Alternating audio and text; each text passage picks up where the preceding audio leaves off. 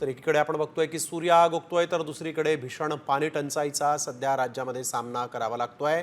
नाशिक जिल्ह्यातील आदिवासी भागात तर भीषण पाणी टंचाई आहे। इगतपुरी आणि त्र्यंबकेश्वर तालुक्यातील आदिवासी भागामध्ये हंडाभर पाण्यासाठी जीवघेणी कसरत सुरू आहे। रखरखत्या उन्हातून महिलांना घोटभर पाण्यासाठी संघर्ष करावा लागतोय। 3 ते 4 किलोमीटरची पायपीट केल्यानंतर कुठेतरी हंडाभर गढूळ पाणी मिळतं। सरकारच्या जलजीवन मिशन योजनेचे कोट्यावधी रुपये हे साफ पाण्यात गेले असं म्हटलं तरी चुकीचं ठरणार नाही। या लाडक्या बहिणीला कशा पद्धतीने आपण बघतोय की स्वतःचा जीव धोक्यात घालून पाणी आणावं लागतंय। हे दृश्य खरं तर राज्यातल्या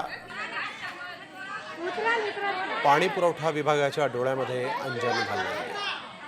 काय करतायत पाणी पुरवठा मंत्री, काय करतायत सरकार, काय करतायत मुख्यमंत्री, असाच प्रश्न या महिलांनी देखील उपस्थित केलेला आहे। कारण हंडाभर पाण्यासाठी चक्क जीवाशी संघर्ष सुरू आहे। हंडाभर पाणी मिळवण्यासाठी आपला जीव धोक्यात घालून या लाडक्या बहिणी या विहिरीमध्ये उतरत असल्याचं दिसतंय, जिथून हंडाभर पाणी तर मिळतंय परंतु ते पाणी देखील गढूळ आहे।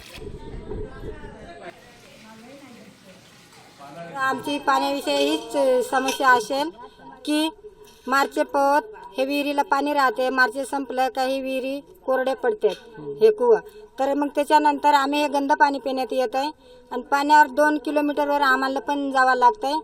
तर आम्हाला खूप थकलेल्या बाहेर राहत आहे। आम्हाला 4 महिने म्हणजे काही कामाधंद्यावर कुठेच जाता येत नाही।